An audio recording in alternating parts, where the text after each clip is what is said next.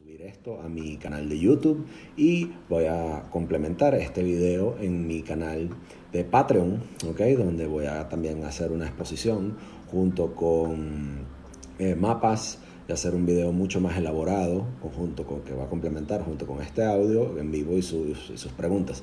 De nuevo, si tienen alguna pregunta, alguna duda, algún comentario, no duden en dejármelo. Yo con mucho gusto se los voy a contactar, se los voy a responder sin ningún tipo de problema, ¿ok? Y bueno, vamos a comenzar, ¿ok? Vamos a empezar en breve. Tengo mis notas aquí en la computadora.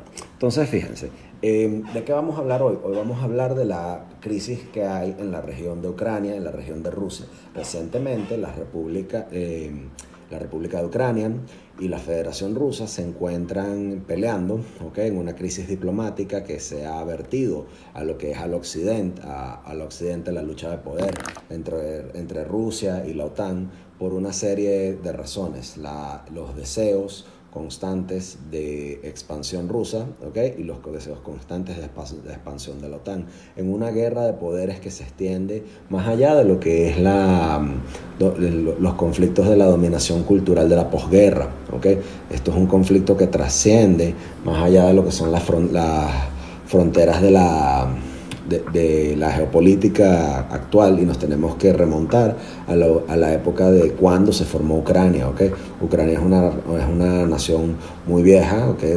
Data desde la época de los 1500, pero la Ucrania actual, como la conocemos, la Ucrania moderna como la conocemos, es una invención de la revolución bolchevique rusa, cuando los bolcheviques conforman y crean lo que es el Estado soviético, la Unión de Repúblicas Socialistas Soviéticas, posterior a la revolución bolchevique que toma el poder de Rusia en 1917, derrocando al zarismo, integran y declaran una Unión de Repúblicas Socialistas Soviéticas, integrando a un montón de territorios satélites, y con ello trae y conlleva a la anexión de Ucrania, ¿okay? Entonces, a lo largo de la historia de la Unión Soviética hubo una serie de cambios por parte de ellos, ¿no?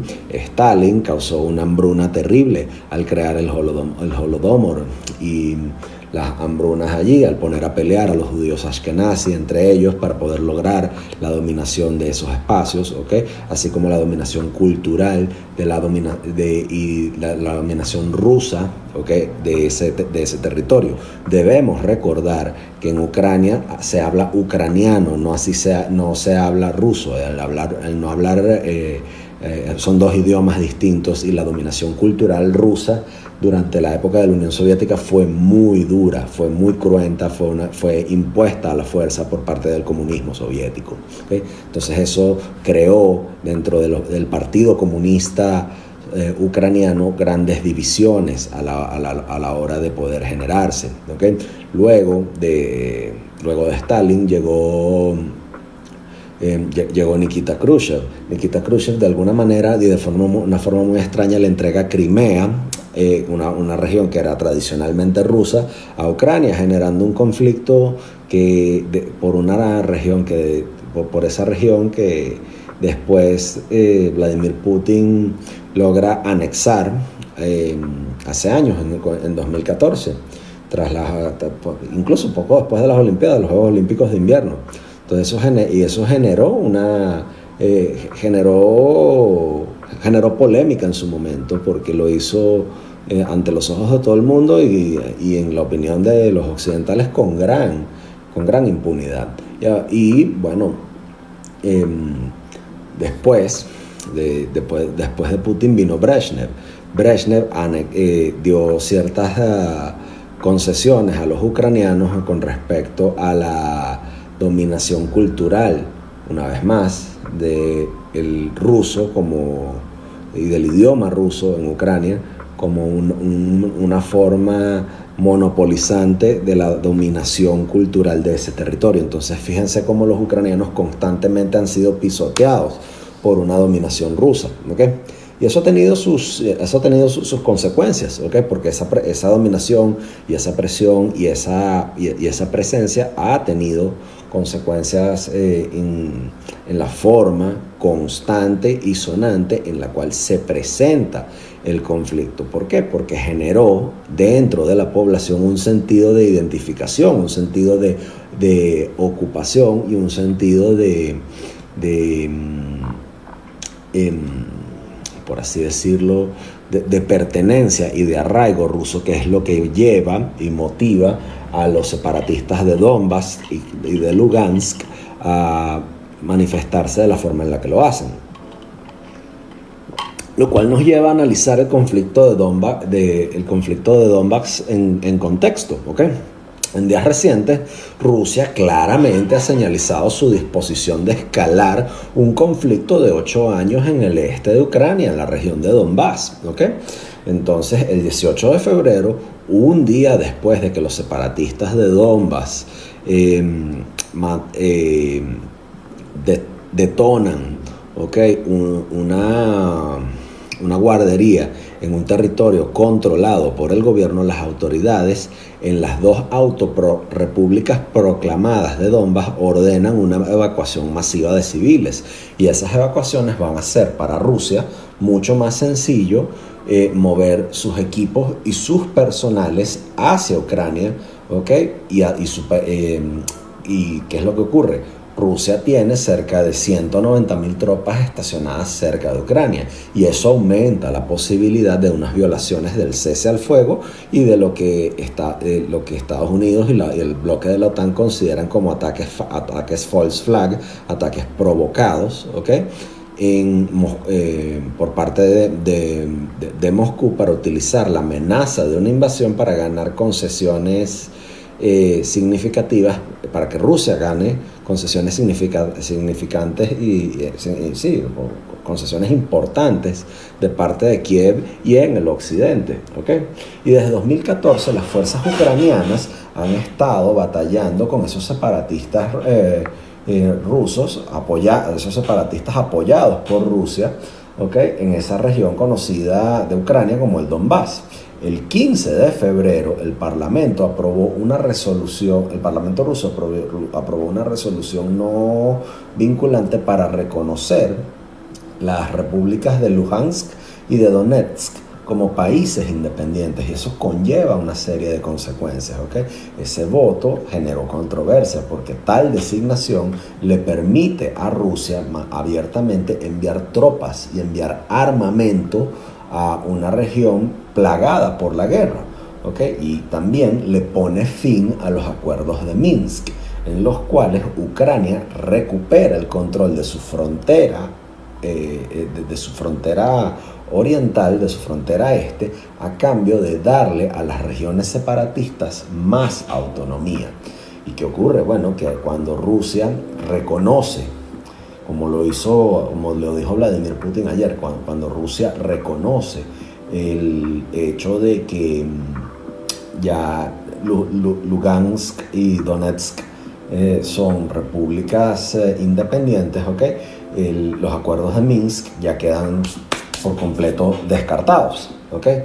Los separatistas a cargo de Ucrania en esas dos repúblicas separatistas reclaman soberanía, ¿okay? Sobre todo el territorio, sobre los oblasts de Donetsk y Luhansk, que son toda una región, es todo un pedazo. Cuando ustedes vean el mapa van a ver que es un pedazote, pero de hecho controlan una región mucho más pequeña entre la frontera rusa y las dos regiones, las dos ciudades más importantes de esa región, ¿okay? Y esas dos regiones controladas por los separatistas las controlan los rusos, ¿okay?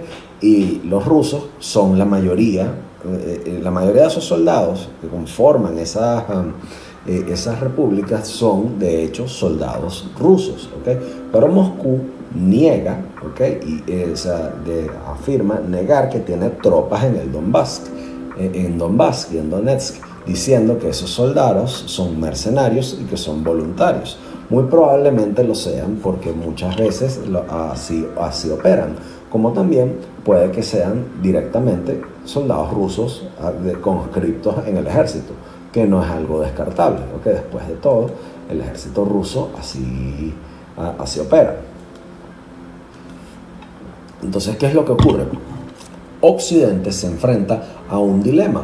¿Por qué? Porque una opción es ir a la guerra, ¿ok? Y otra opción es enfrentar a Rusia ante el escenario diplomático y una serie de sanciones. Hoy, Estados Unidos, la Unión Europea, Canadá y el Reino Unido emitieron una serie de sanciones bastante agresivas contra el régimen ruso y los jerarcas rusos y lo que llaman la oligarquía rusa. Y a la larga, ¿quiénes son sanciones económicas? ¿Ok? Que a la larga van a generar a la larga van a impactar no tanto la economía de Rusia como sí los clientes de Rusia, ¿ok? Porque como lo pondría, de hecho lo celebró el impresentable Josep Borrell, ¿no? Que se me fue el nombre, estoy tratando de buscarlo. Josep Borrell hace poco celebró el hecho de que con las sanciones ya no habrá más shopping por parte de los rusos en Milán, que no habrá más fiestas en Saint-Tropez, que no habrá más compra de diamantes en Amberes, y que ese sería un primer paso. Y los expertos troles del Ministerio de Asuntos Exteriores de Rusia en su cuenta Twitter dice que era la primera vez que veían a un burócrata europeo celebrar el daño que hace Bruselas a los negocios en los Estados miembros de la Unión Europea. Y eso en cierto modo es verdad, porque las sanciones económicas a la larga a quienes impactan es a los ciudadanos de a pie, ¿okay? Quienes se pierden de que los rusos, que les encanta un capitalismo abierto y avieso, ¿okay? Quienes se pierden de ser beneficiarios de eso no son los rusos, son quienes reciben la plata, ¿okay? Ferraris no van a poder comprar, no van a poder comprar marcas de moda y de alta costura en Milán, no van a poder hacer fiestas en Saint-Tropez, no van a poder comprar diamantes en Amberes, los van a poder comprar en otro lado. Los rusos son expertos evadiendo sanciones. Entonces vamos a analizar un poco, ¿okay? ¿Cuál es ese dilema de sancionar la agresión, entre comillas, rusa en Ucrania? ¿Okay? Porque luego de... Vamos a poner hacer un paralelismo, ¿okay? Vamos a montarnos en el DeLorean de Doc Brown y Marty McFly y vamos a regresar en el tiempo. Vámonos a 1939. Vámonos a la Europa de 1939. Luego de que el Reino Unido le declarara la guerra a Alemania, ¿okay? En el año 39, Winston Churchill describió las acciones de Rusia como un acertijo envuelto en un misterio dentro de un enigma. Y esa famosa cita todavía de alguna manera podría ser verdad en la forma en la cual los líderes occidentales ven a sus contrapartes rusos, especialmente con respecto a lo que se considera como una agresión moscovita hacia Ucrania.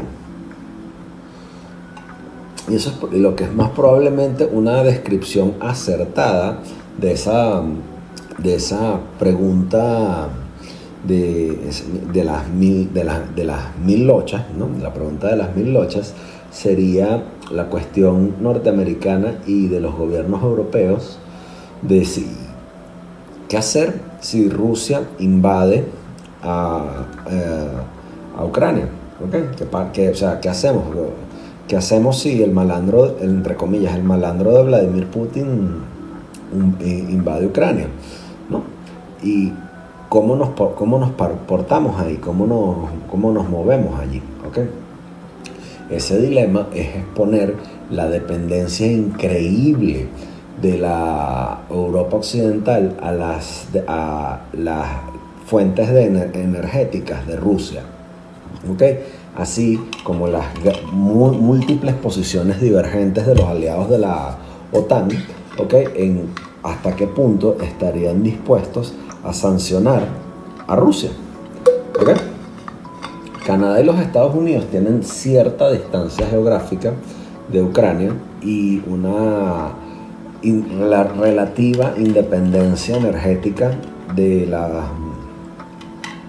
de Rusia, lo cual les da una posición de ser un poquito abiertamente un poco más antagonistas, ¿okay? Con menores consecuencias en comparación con otros países europeos como Alemania, que recibe más de la mitad de su gas natural de Rusia, ¿okay?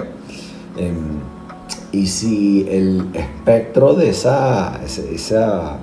ese fantasma de esa invasión rusa crece, ¿okay? Los líderes occidentales se arriesgan a meterse en una esquina si son obligados a implementar sanciones porque Estados Unidos se lo pide, ¿okay? O solamente porque lo tienen que hacer, porque tienen que hacer algo más allá de una respuesta diplomática de contundentemente leer un comunicado, como tanto les gusta, ¿no? Pero esa estrategia podría terminar siendo un tiro por la culata, porque esas sanciones tienen una limitación, ¿ok? Y está muy demostrado que tienen una capacidad de ser disuasivas en el comportamiento de a quienes sancionan, ¿ok? Y también son políticamente dificultosas de remover una vez que están impuestas. Entonces vamos a ver cuál es el dilema de esa exportación de energía, de recursos energéticos rusos y lo que representa. ¿Okay? Vamos a tratar de explorar eso un poco más. Entonces vamos a tratar de entender un poco esto, ¿no?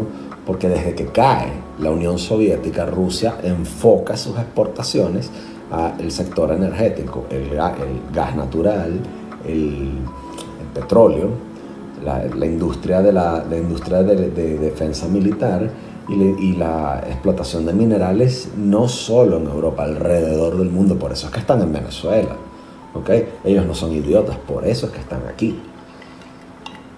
Y eso hace, ¿okay? Eso moldeó la economía, que es la 11ª economía más grande del mundo, ¿okay? De una economía global, la moldeó siendo una economía global, ¿okay? Una economía robusta, y ponerle sanciones, ¿okay? Es un proceso y un procedimiento disruptivo, ¿okay? Y es particularmente complicado en una época en la cual los países occidentales tienen un grave problema, que es la inflación en los precios de la energía. Quizás para nuestros amigos venezolanos que nos están viendo, y les quiero mandar saludos por sus interacciones tan buenas que me están haciendo aquí desde TikTok. Les recuerdo que me pueden seguir tanto aquí por TikTok, compartir este video, mandárselo a un amigo dándole aquí a la flechita, mandándome likes, ¿okay? Compartirlo fuera de esta red social, suscribirse a mi canal de YouTube o suscribirse a mi Patreon, patreon.com/Alberto Zambrano, donde pueden obtener contenido exclusivo que yo hago con este video, que yo edito, que después lo pongo, le pongo mapas, le pongo gráficas, le pongo más cosas para que ustedes lo puedan ver, ¿no? O sea, quiero que entiendan que particularmente a nosotros los venezolanos la cuestión energética no nos es tan problemática, porque nosotros somos un país productor de recursos energéticos. Pero los países que no son productores de petróleo, los países que no tienen recursos energéticos, les es muy costoso comprar gasolina, les es muy costoso mantenerse calientes, o sea, mantenerse abrigados durante los inviernos, ¿okay? Tienen 4 estaciones y tienen que, o sea, se ven forzados a invertir mucho en infraestructuras para poderlo hacer, ¿okay? Entonces, ¿qué ocurre? Que en una época como la actual, donde los países occidentales tienen que lidiar con una inflación en los precios de energía, y donde tienen una marcada tendencia a querer irse por una serie de tecnologías para producir energía verde, energía que tenga un menor impacto ambiental, que es muy cara, ¿okay? Y que les cuesta tener una buena adopción para ella, es bastante complicado. Y a lo largo de los años, ¿ok? O sea, ¿qué vemos? Que Estados Unidos ha impuesto sanciones a países como Cuba, que es aliado de Venezuela y de Rusia, Irán, que es aliado de Venezuela y Rusia, Corea del Norte, que es aliado de Rusia, de China, ¿ok? Y Venezuela, que es aliado de todos los anteriores, ¿no? ¿Y qué es lo que ocurre? Que esas sanciones están diseñadas para alterar la economía, la actividad económica de esos países, y con un efecto devastador, porque quienes terminan pagando eso son el plato roto son los ciudadanos, ¿ok? Pero en comparación con Rusia, eh, este, mi país Venezuela, Irán, Corea del Norte, Cuba, ¿ok? O sea, todos esos países eh, no son mucho, o sea, somos más pequeños, son países más pequeños, ¿ok? Tienen una economía menor y están menos interconectados con los mercados globales, ¿ok? Irán y Venezuela son dos países petroleros de peso, ¿ok? Pero y no en comparación con Rusia, ¿ok? Eh, Fíjense, en febrero, ¿ah? Aquí, sí, en febrero del año 2021, hay muchas, hay muchas divergencias a nivel del mundo de los analistas y a nivel del mundo político sobre qué hacer, ¿ok? Pero lo que no hay es desacuerdo de que la dependencia que tiene Europa del gas y del petróleo, ¿ok? Es su talón de Aquiles desde el punto de vista político, y es donde las sanciones occidentales pudieran causar mayor dolor. Solo 2021 la industria del gas y del petróleo representa 36% del presupuesto internacional ruso y 49% de sus exportaciones.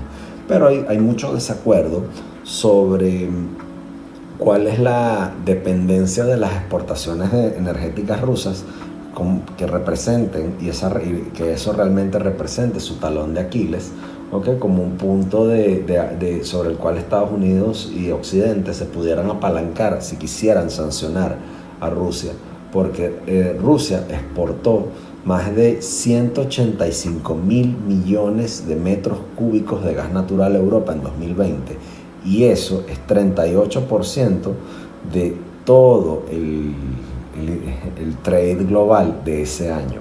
Entonces, sancionar a la industria energética rusa, en particular al gas natural, debido a lo que es la dificultad de encontrar alternativas por cuestiones de infraestructura, tendría unas repercusiones inmediatas para Europa durísimas. El mismo Sergei Lavrov las dijo hoy: si ustedes sancionan a Rusia, si ustedes cancelan, como lo hizo Olaf Scholz hoy, que no va a validar el gasoducto Nord Stream 2, ¿no?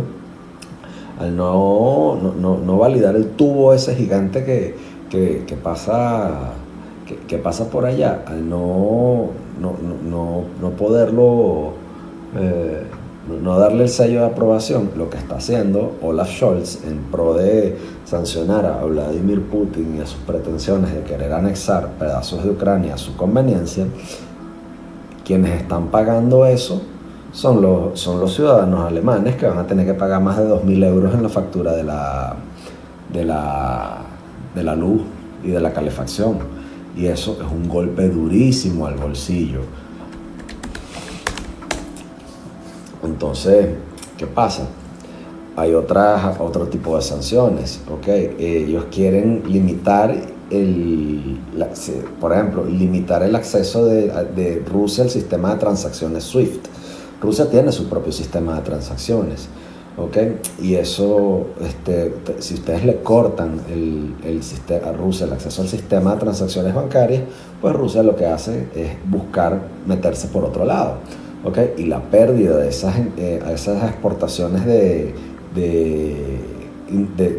sistema de hidrocarburos rusos, bien sea por sanciones directas o por la retaliación rusa indirecta, ¿ok? Llevaría a que hubiera escasez masiva de gas en Europa, ¿ok? Y ante la falta de alternativa de reemplazar los despachos rusos, eso causaría un malestar económico y social sin precedentes a lo largo y ancho de ese continente, ¿ok? Sin precedentes. Entonces, gracias por sus comentarios, al final se los voy a ir leyendo para poder hacerlo, porque quiero enfocarme en la exposición primero, pero sigan comentando. Las sanciones hacen que, o sea, si ustedes se ponen a sancionar, como lo están haciendo, el sector energético, eso sería terrible, ¿ok? Y eso sería pegarse un tiro en el pie para Occidente, ya que tienen que buscar una estrategia diseñada para poner la mayor cantidad de presión económica en Moscú. ¿Con cuál fin? Bueno, con el fin de minimizar que haya algún tipo de blowback, algún tipo de coletazo hacia los países europeos. Entonces desglosemos eso, ¿ok? O sea, vamos a desempacar eso un poco.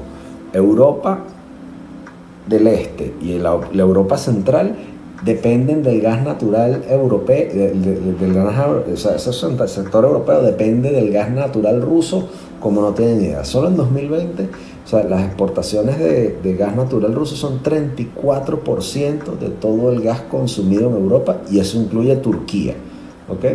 Muchos de los países europeos como España y Francia importan poco gas ruso, pero países en Europa Central y Europa del Este, como Eslovaquia y Austria, ¿okay?, dependen del gas ruso a todo dar. Alemania es uno de los puntos neurálgicos, porque ellos importaron, ¿cuánto? Ya va, eso lo tengo aquí, ¿dónde está la chuleta? Vamos a ver aquí el Excel. Ajá, ellos importaron 56.300 millones de metros cúbicos de gas natural de Rusia, y eso es 63% del consumo. Oye, es bastante, ¿okay? Es bastante. No, pensaba que era menos, no, es muchísimo más, ¿okay? Entonces, ¿qué pasa? Que ellos no pueden darse el lujo de poder sancionar a su principal proveedor energético, ¿okay? Porque se quedan sin gas. Y si se quedan sin gas, no van el pueblo es quien lo paga esas sanciones. No hay una alternativa inmediata al gas ruso, ¿okay? Los europeos no pueden agarrar y ponerse a picar leña, ¿okay?, y meterla en una estufa para calentarse. No lo pueden hacer. O sea, está bien los que tienen una casa, pero no con una chimenea, pero no todo el mundo puede hacerlo. Hay muchísima gente vive en apartamentos, y, o sea,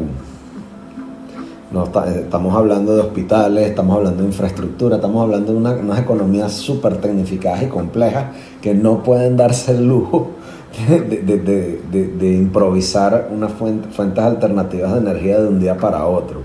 ¿Okay? Estados Unidos y los líderes europeos tienen que buscar a los productores de gas natural, como Qatar, ¿okay?, cuyo emir fue para Washington este mes, ¿no? El emir de Qatar fue para Washington este mes, sobre el incremento de exportaciones hacia Europa, si hay un corte o sanciones con respecto a ello. Pero esa producción de gas que pueden tener países como Qatar es limitada. Y a diferencia del mercado global del petróleo, el gas natural carece de un productor así que pueda movilizar el mercado como una veleta estilo Arabia Saudita, que puede hacer que las exportaciones crezcan mucho o se reduzcan en un chasquido. ¿Okay? Los 185.000 millones de metros cúbicos rusos de gas natural en Europa de 2020 es equivalente al 38% del mercado de gas natural mundial. ¿Okay? Entonces, dense cuenta que los rusos son unos pesados ahí. No es fácil para ponerle un parado a eso desde un punto de vista energético. Y eso es algo que los rusos muy inteligentemente van a saber utilizar en este conflicto, y lo hacen. ¿ok? La maquinaria de propaganda rusa no es tonta, lo van a saber hacer muy bien, ¿ok? Entonces, Europa tiene que volver a llenar sus depósitos y sus reservas de gas durante este verano que está por venir. Ahorita todavía continuamos en invierno, ¿okay? Allá todavía está haciendo frío, la primavera también es frío, pero en invierno tienen que reponer sus depósitos de gas. Y aunque los países europeos están saliendo de una temporada de invierno de 2021-2022, donde el pico de la demanda de gas natural debido por la necesidad de la calefacción, o sea, es mucho, ¿ok?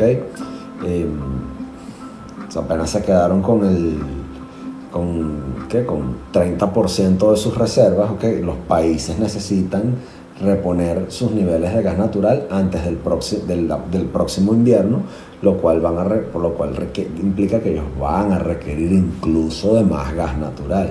Y típicamente los niveles de gas natural europeos llegan a cerca de 100.000 millones de barriles cúbicos o sea, sí, 100.000 cubic meters, ¿ok? Cuando apenas está comenzando el invierno. Entonces, ¿cuáles son las opciones que tiene Occidente para retaliar? ¿Ok? Bueno, las opciones que tiene Occidente para hacer una buena, adecuada retaliación es que Estados Unidos y Europa se han abstenido de hasta ahorita montar las sanciones muy específicas. Emitieron un paquete de sanciones contra un grupo de grupos bancarios, cierto grupo de oligarcas rusos. Sí, ¿okay? Están considerando que hacerlas más fuertes. De hecho, Joe Biden hoy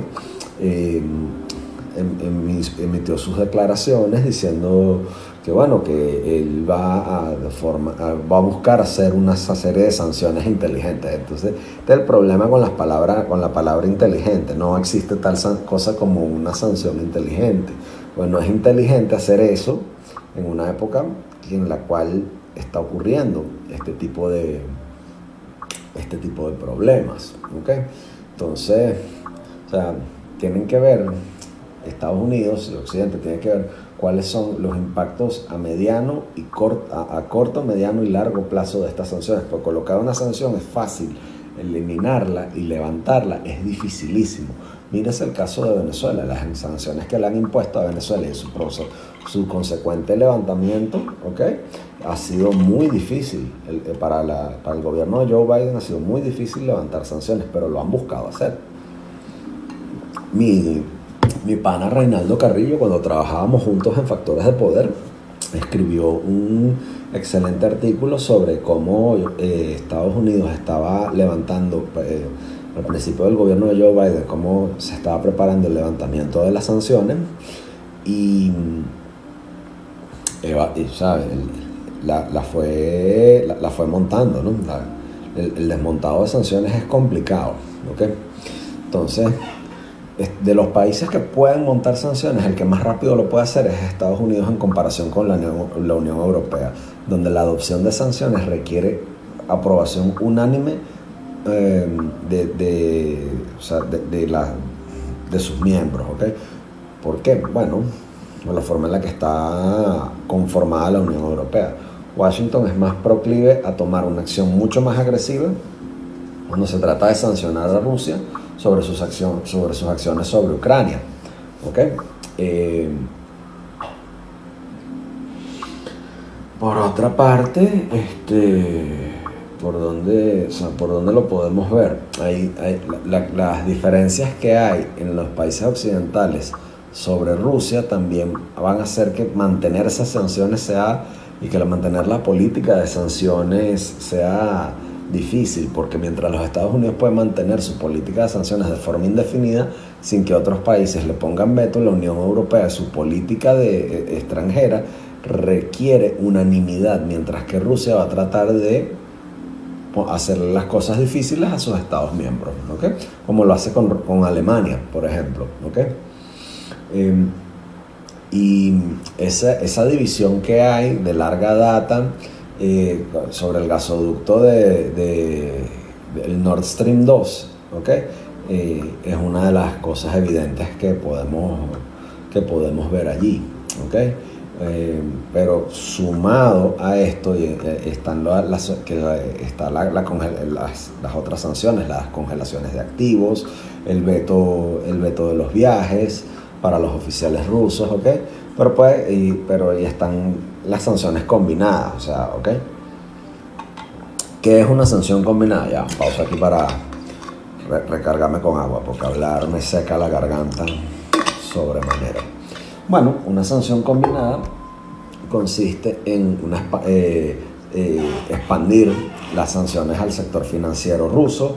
¿Okay? Los Estados Unidos, Reino Unido y la Unión Europea, Canadá van a poner en lista negra a más instituciones financieras rusas, van a poner restricciones diseñadas para limitar la habilidad rusa de convertir su moneda, los rublos, a otras monedas como el dólar, el euro o la libra esterlina. ¿Okay?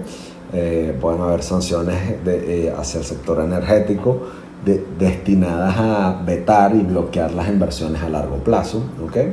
Y Estados Unidos y la Unión Europea son muy proclives a imponer este tipo de sanciones en el financiamiento de las transferencias tecnológicas del sector energético ruso, ¿okay? En proyectos de petróleo y de explotación petrolera y de gas, ¿no? Particularmente los que son los proyectos de explotación petrolera y de exploración petrolera los más audaces, los más complicados, ¿okay? en los cuales las compañías occidentales participan porque les llama la atención, ¿okay? Sobre todo los que hay por allá en el Ártico ruso, ¿okay? Y los proyectos de Rusia que tienen con el fracking y con el shale oil, ¿okay? Son que, bueno, eso también de ese paquete de sanciones aprendimos cuando vimos lo que ocurrió con la anexión de Crimea en el 2014. ¿Okay? También podría haber mayor expansión de los controles y de sanciones en los productos de alta tecnología a Rusia, porque a pesar de tener una gran economía, Rusia carece de un sector tecnológico que produzca productos que tengan y que sean estratégicamente importantes en las próximas décadas, como tecnología electrónica de alto nivel, ¿okay? Biotecnología, semiconductores, tecnología verde, y los controles de exportación que pone Estados Unidos a los smartphones chinos, como lo hizo con Huawei, han demostrado, en las sanciones que Estados Unidos le puso a Huawei, demuestran cuán efectivas pueden ser tales medidas en cortarle las patas a una compañía o el acceso a un país a la tecnología en campos clave. ¿Okay?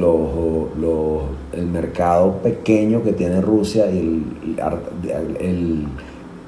el impacto directo limitado que pueden tener Rusia en las exportaciones de gas y petróleo hacen que los controles de exportaciones sean una opción atractiva para retaliar contra las acciones de Moscú en Rusia. ¿Okay? Particularmente entre las políticas occidentales para aumentar las sanciones contra China y las sanciones que limiten el acceso a los chips, los microchips hechos en el extranjero también impactarían los aspectos del sector del sector militar ruso, ¿okay? De las compañías del sector militar ruso como Baikal y Elbrus, ¿okay? Ya que utilizan chips de Taiwan Semiconductor Manufacturing Company, porque también eso cae dentro de esas sanciones, ¿no? Para ver las otras sanciones que puede haber sobre personajes particulares afines al régimen ruso, que que sean cercanos al Kremlin, que sean cercanos a Vladimir Putin, a otros oficiales rusos, ¿ok? O sea, puede ser eso. Eso fue lo que hicieron cuando anexaron Crimea, ¿ok? En el círculo cercano de Crimea, y eso es probable, y así fue como comenzaron. Esas son las sanciones que comenzaron ahorita, hoy, 22 de febrero del 2022. 22, 22, 22, 222, jueguense el número, 22, 22, 22. Ahora, veamos la vulnerabilidad rusa, ¿no? O sea, porque ya hablamos de cuán fuerte es Rusia con respecto a las sanciones. Ahora, ¿cuáles son las taras de Rusia? Que más o menos se las he ido explicando, ¿okay? En qué Rusia puede ser vulnerable, ¿okay?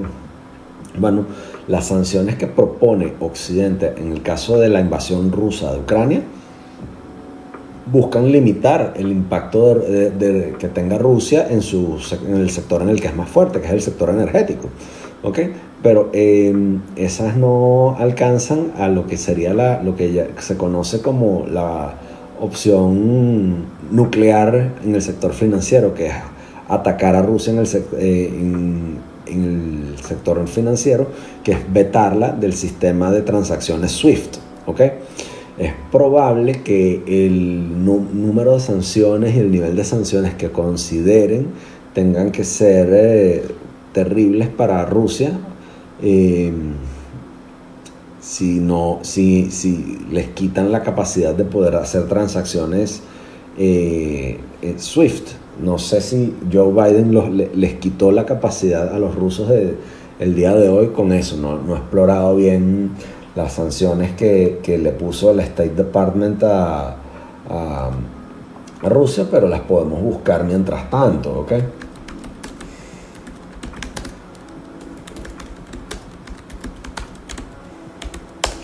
El modelo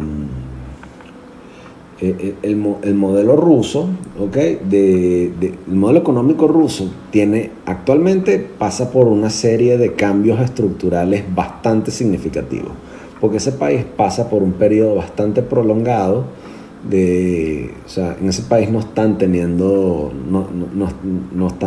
hijos, ¿okay? Tienen un declive demográfico importante, ¿okay? Y tienen una dependencia importante también de recursos de recursos energéticos que producen muchas emisiones de carbono, aunque es un país que contamina mucho, y también es un país que tiene una capacidad tecnológica bastante limitada, ¿okay?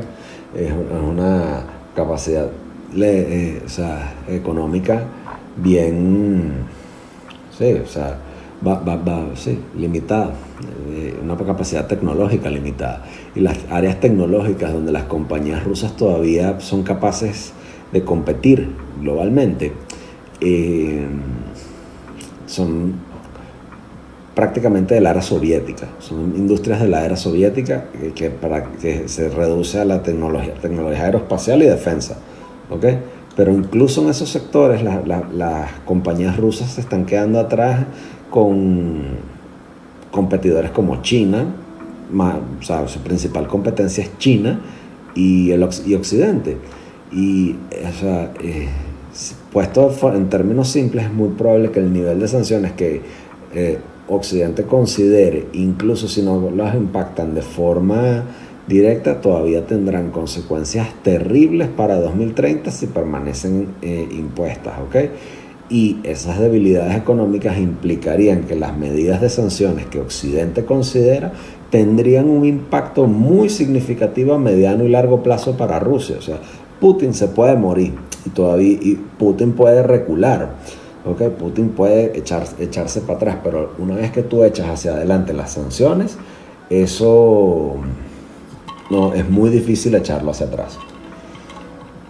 Entonces, ¿cuál es el problema de lo pichacoso, de lo pegostoso que son esas sanciones? ¿Okay? Si la cosa no cambia, y en términos seratianos, nada cambiará con un aviso de curva, porque en sus caras veo el temor, ya no hay fábulas en la ciudad de la furia, ¿ok? Es difícil imaginar una serie de eventos que llevarían a Occidente a relajar las sanciones que impone a Rusia a lo largo, como consecuencia de esta crisis, ¿ok?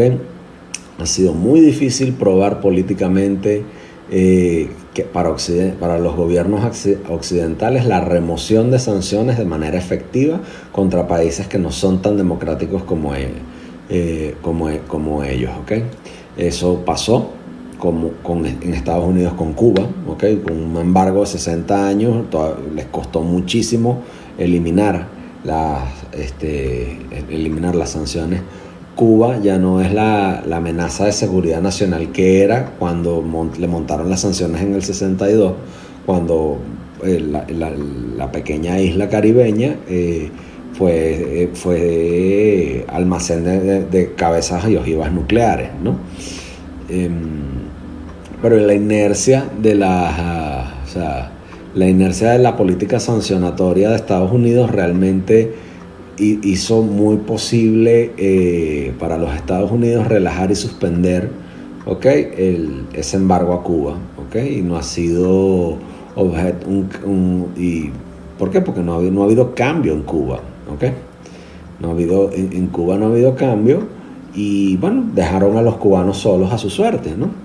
Recientemente la inercia política detrás de los Estados Unidos, la inercia política detrás de los Estados Unidos hacia Irán nos demuestra cómo incluso si un país negocia un acuerdo para relajar sus sanciones, puede que no sean permanentes, ¿okay? Porque las quitan y las ponen. O sea, una vez que tú impones unas sanciones económicas es muy difícil poder quitarlas. Es complicadísimo desde el punto de vista administrativo, desde el punto de vista legal, y es mucho lo que hay que hacer, ¿okay? Entonces, las sanciones efectivas incluyen estrategias concretas que están diseñadas para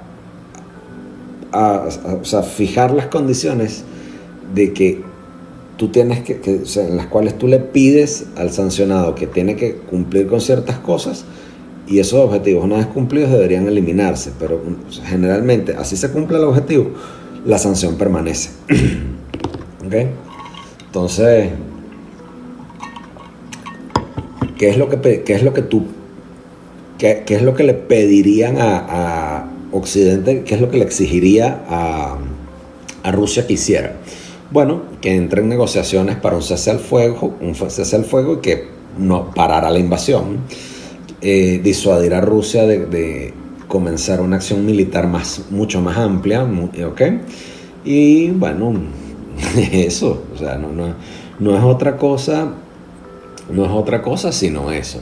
Okay, los líderes occidentales son mucho más proclives a diseñar una política de sanciones con objetivos nacionales en mente, con miras a castigar a Rusia por invadir Ucrania en primer lugar. Pero la forma más realista de remover sanciones sería involucrar a Rusia en el hecho de que tengan que hacer concesiones importantísimas, ¿okay? Entonces, si esas sanciones permanecen de forma indefinida, habrán repercusiones estratégicas a largo plazo, ¿okay? Y eso obligaría a Rusia a ser mucho más dependiente con China como su socio, y eso es algo que Occidente no quiere, que China crezca más de lo que ya ha crecido, ¿okay? Pero incluso si no se alía más cercano con China, con Rusia, China podría ver a un paquete de sanciones muy agresivas de Occidente como una señal de poder arriesgarse aún más si hay un conflicto con Taiwán, si hay un conflicto en el mar del sur de China. O sea, China también tiene que ver cómo se mete en ese paquete, ¿okay? Entonces, eso es una de las cosas que hay que ver, ¿no? Entonces, por último, vamos a ver cuál fue el paquete de sanciones que impuso Estados Unidos hoy aquí, ¿no? Aquí lo tenemos. El Tesoro de Estados Unidos pone sanciones económicas en respuesta a las acciones de Lugansk y Donetsk, ¿ok? Entonces, bla, bla, bla, cháchara. bloqueando, Estados Unidos quiere bloquear instituciones financieras de gran envergadura, ¿ok? Entonces, Banco de la Corporación Estatal para el Desarrollo y Asuntos Económicos, Bank, ¿ok? Sancionaron ese banco, sancionaron la Prom-Vias Bank Public Joint Stock Company, una compañía, ¿ok? Y una serie de barcos, el Baltic Leader, el Linda, el Pegas, el Fesco Magadan, el Fesco Moneron, y bueno, sancionaron a Denis Alexandrovich Bortnikov, a Peter Mikhailovich Fradkov, a Vladimir Segrevich Kiriyenko, y bloquearon restricciones de deuda soberana. De nuevo, esa política sancionatoria, sobre todo la de los bancos, va a ser pegostosa de poder sacar a largo plazo si así se buscara acomodársela. Pero bueno, así, ese es el mundo que tenemos, atribulado, así es como está ahorita, ¿okay? Hay muchas muchas otras compañías que está Alkestrid, Antares, Elitnie, PSB, Erafond, un montón de empresas fueron sancionadas hoy, pero bueno, la cosa continúa, el pleito sigue, esto todavía no se ha acabado, pero esta transmisión sí se tiene que acabar, yo espero les haya gustado. Bueno, con eso podemos concluir nuestro en vivo el día de hoy. Les quiero agradecer a todos los que pudieron venir a verlo. De nuevo, esto queda colgado, yo lo voy a subir a mi YouTube, ¿ok? También voy a subir una versión premium a mi Patreon con mapas, con gráficos y demás, así como con mejor edición. Y no se pierdan que voy a colocar segmentos editados aquí en mi cuenta de TikTok, ¿ok? Patreon.com/Alberto Zambrano. Por favor, vayan para allá, suscríbanse a partir de $1. A partir de $1 te puedes suscribir a mi Patreon, ¿ok? Donde por menos de lo que te cuesta una taza de café al mes, te puedes informar y obtener una serie de contenidos súper exclusivos sobre este tema y otros que a mí me interesan, que me gustan, que yo coloco para ustedes. Ok, vamos a comenzar con esta dinámica de hacer temas en vivo, ¿ok? Los vamos a hacer en días de semana a las 8 de la noche en día de semana. Y bueno, por ahora sí, a menos de que haya algún tema exclusivo y especial en horas del fin de semana, tocará. Otro de los beneficios que te puede tocar si te suscribes a mi comunidad en patreon.com es que tienes acceso directo a mi canal de Telegram, tienes acceso directo a mi Discord, donde puedes chatear directamente conmigo, puedes enviarme mensajes, puedes proponerme temas para desarrollar, ¿ok? Y puedes comunicarte directamente conmigo. Y bueno, comparto libros, comparto toda una serie de cosas, ¿ok? Por último, suscribirte a mi YouTube, ¿ok?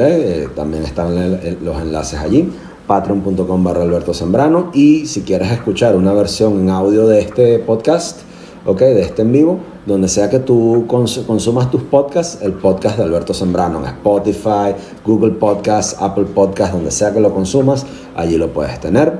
Con eso vamos a irnos concluyendo. Gracias a todos los que pudieron venir hoy para acá, a todos los que se han suscrito a esta cuenta de TikTok.